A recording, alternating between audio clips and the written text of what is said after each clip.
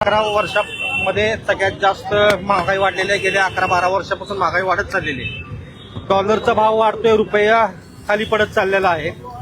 गॅससाठी आपल्याला काय मरमर करावी लागते, गॅस भेटत नाही, ब्लॅकने घ्यायला लागतो, हे आपण सगळ्यांनी पाहिलं असेल. पेट्रोल डिझेलचे भाव दर आठवड्याला वाढत आहेत आणि देशाचे पंतप्रधान देशाच्या नागरिकांना सांगतात की आपण कोणी प्रवास करू नका, घरातून काम करा, ऑनलाईन काम करा. मला सांगायचं, पेट्रोल पंपमध्ये पेट्रोल भरणारा माणूस हा ऑनलाईन पेट्रोल कसा भरेल गाडीत? आणि स्वतः मात्र परदेश दौरे करतात. इटलीच्या पंतप्रधानांना मेलोडी चॉकलेट देतात गिफ्ट म्हणून. तुम करो तो मतलब या हम करो तो सजा, असं नाही होऊ शकत. त्या देशाच्या नागरिकांच्या तुम्ही तोंडाला काळं फासण्याचं काम केलेलं आहे. देश पूर्णपणे आर्थिकदृष्ट्या आपण ढासळत चाललेलो आहे आणि कुठलंही ठोस पाऊल तुम्ही उचललं नाही. देशाच्या नागरिकांना तुम्ही नेहमीच गृहीत धरलेला आहे.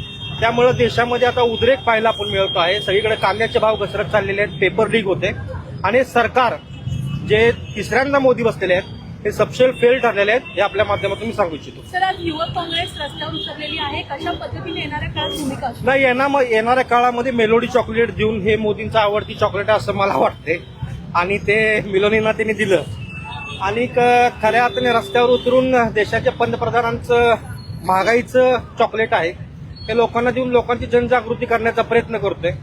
युवक काँग्रेस हा लढा सातत्याने लढत आहे महागाईच्या विरोधात, बेरोजगारीच्या विरोधात. पण जनतेमध्ये देखील जनजागृती होणं तेवढंच गरजेचं आहे.